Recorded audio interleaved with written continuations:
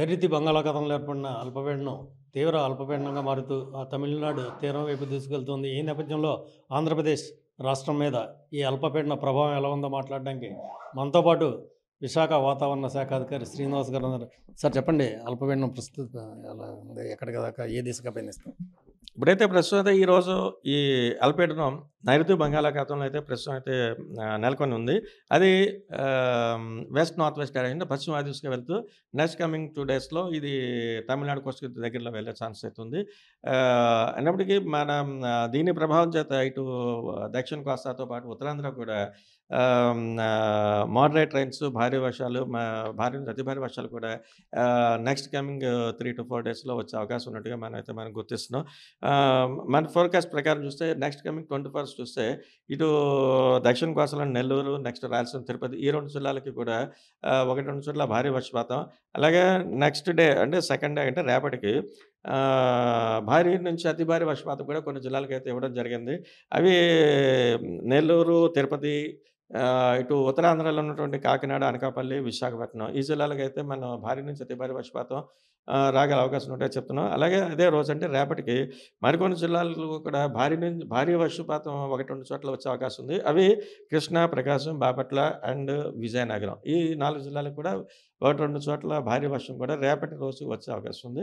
అలాగే నెక్స్ట్ ఈ rainfall activity likely to continue to next day also అంటే 19th December అంటే ఎల్లుండి కూడా కంటిన్యూ అయ్యి కొన్ని జిల్లాలు ఏంటంటే భారీ నుంచి అతి భారీ వర్షపాతం కాకినాడ, అనకాపల్లి, విజయనగరం, విశాఖపట్నం ఈ జిల్లాలకైతే భారీ నుంచి అతి భారీ వర్షపాతం కూడా వచ్చే అవకాశం ఉంది. ఇవి 19th డిసెంబర్. అలాగే మరికొన్ని జిల్లాలు మన తీరామటి ఉన్న మరికొన్ని జిల్లాలు ఈ తిరుపతి, నెల్లూరు, ప్రకాశం, కృష్ణా, కోనసీమ, వెస్ట్ గోదావరి అండ్ శ్రీకాకుళం ఈ జిల్లాలకు కూడా 1-2 చోట్ల భారీ వర్షపాతం వచ్చే అవకాశం ఉన్నట్టుగా మనం చెప్తున్నాం. ఓవరాల్గా చూస్తే నెక్స్ట్ కమింగ్ 3 to 4 డేస్ వరకు కూడా దక్షిణ కోస్తాతో పాటు దక్షిణ కోస్తా, రాయలసీమతో పాటు ఉత్తరాంధ్రలో కూడా ఒక మోస్తరు వర్షాలు, అలాగే కొన్ని జిల్లాలకి భారీ వర్షపాతం, మరికొన్ని జిల్లాలకి భారీ నుంచి అతి భారీ వర్షపాతం వచ్చే అవకాశం ఉన్నట్టుగా చెప్తున్నాం. నెక్స్ట్ ఈదురుగాల ప్రభావం అది క్రమేపీ అది పెరుగుతోంది. రేపటి నుంచి దక్షిణ కోస్తా తీరమడి ఉన్న మత్స్యకారులు వేటకి వెళ్ళొద్దని చెప్తున్నాం. ఇది అల్పపీడనంగానే బలహీనపడే అవకాశం ఉంది, వాయుగుండంగా బలపడే అవకాశం ఉంది. ఇది ప్రస్తుతానికి అయితే అల్పపీడనంగా ఉంది. నెక్స్ట్ కమింగ్ 24 hours కానీ 1 or 2 డేస్లో ఇది తీవ్ర అల్పపీడనంగా మారే ఛాన్స్ ఉంది. మనం అంతవరకు చెప్తున్నాం. ఈ రైతులకు కానీ మత్స్యకారులకు కానీ ఎన్ని రోజుల పాటు హెచ్చరికలు ఉంటాయి? ఇప్పుడు ఇవి 3 to 4 డేస్ వరకు ఆల్మోస్ట్ ఇటు నెల్లూరు నుంచి ఎంటైర్ కోస్ట్ అంతా కూడా ఈ లో ప్రెషర్ సిస్టమ్ వల్ల ఎఫెక్ట్ అయ్యే ఛాన్సెస్ అయితే ఉంది. అంటే మోడరేట్ నుంచి హెవీ రైన్స్ కానీ హెవీ నుంచి వెరీ హెవీ రైన్స్ అలాగే వచ్చే అవకాశం ఉన్న చేత ఇప్పుడు తీరం వెంబడి ఉన్నటువంటి ఈ కోస్టల్ బెల్ట్లో ఉన్నటువంటి రైతాంగం కానీ వీళ్ళెవరు కూడా ఆల్రెడీ ఇది ఇప్పుడు హార్వెస్టింగ్ స్టేజ్లో చాలా వరకు ఉంటారు. ఆల్రెడీ కటింగ్ అయిపోయి ఒడ్డున పడిన వాళ్ళకి ప్రాబ్లం ఉండదు. లేని వాళ్ళకి మట్టికి ఒక 2 to 3 డేస్ వెయిట్ చేయటం మంచిది.